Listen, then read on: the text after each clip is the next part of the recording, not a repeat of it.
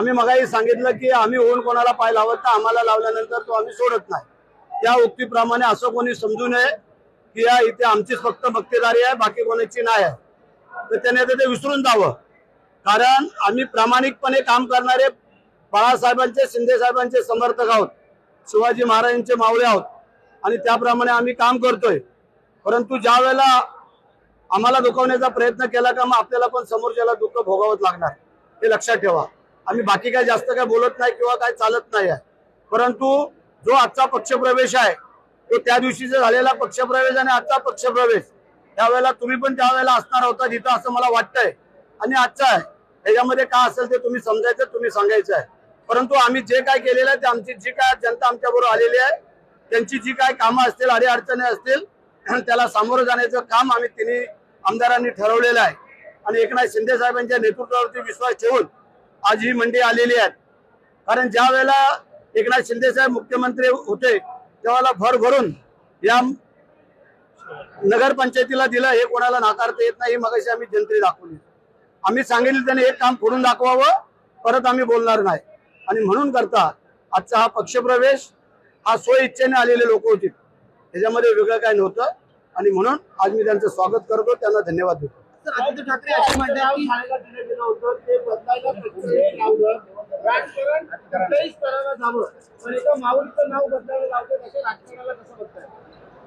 पहिला तर मुद्दा, आम्ही त्या राजू साहेबाला सांगितलं नव्हतं आमच्या आईचं नाव द्या, का एकनाथ शिंदे साहेबांनी सांगितलं ना आमच्या आईचं नाव द्या। त्यांनी शिंदे साहेबांच्या आईचं नाव दिलं गंगूबाईचं आणि आमच्या विठाबाईचं, ही दोन्ही नाव त्यांनीच हे केली, आम्ही काय सांगितलं नाही। आता आमच्या आईचं नाव कमी केलंय, आता एकनाथ शिंदे साहेबांच्या आईचं नाव कमी नाही केलं म्हणजे झालं, एवढं तरी आम्ही मग कमावलं असं बोलू। सर, आदित्य ठाकरे असे म्हणतात की आदित्य तटकरे चांगलं काम करतात, पालकमंत्री त्यांनाच द्यायला पाहिजे, असं आदित्य ठाकरे म्हणाले। आम्ही थोडं कडवड बोलतो आणि वस्तुस्थिती बोलतो, आम्ही चुकीचं बोलत नाही, बोलणार पण नाही। जी वस्तुस्थिती आमच्या कारकिर्दीपासून जी काय घडली ती आम्ही बोलायचा प्रयत्न केला। पण त्यांना कसं काय वाटेल भरतशेठ पालकमंत्री व्हावा, त्यांना वाटेल ना की वेगळा कोणतरी व्हावा, त्यासाठी त्यांना लकलाभ हो।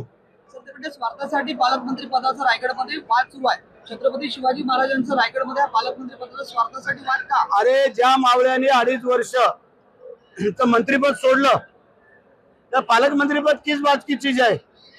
ज्या 2.5 वर्षाचं मंत्रीपद, हल्ली कोण ग्रामपंचायतीचं सदस्यपद सोडत नाही, तर मंत्रीपद सोडणं दूरच राहिलं। महाराष्ट्राच्या इतिहासामध्ये भरतशेठचं नाव कोरलं गेले, लक्षात ठेवा की मंत्रिपदाचं दिलेलं नाव आम्ही थांबवलं म्हणून। विचारा त्यांना, त्यांच्यात हिंमत आहे का? बाबा मुख्यमंत्री आणि आम्ही पण मंत्री पाहिजे।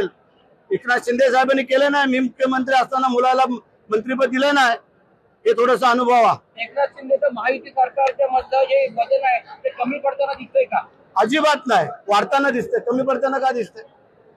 अरे एकनाथ शिंदे साहेबांच्या केलेल्या काम कर्तृत्वामुळे ही महायुतीची सत्ता आली, हे कोणाला नाकारता येते का? मग त्याच्यामध्ये ते कमी कुठलं पडतंय?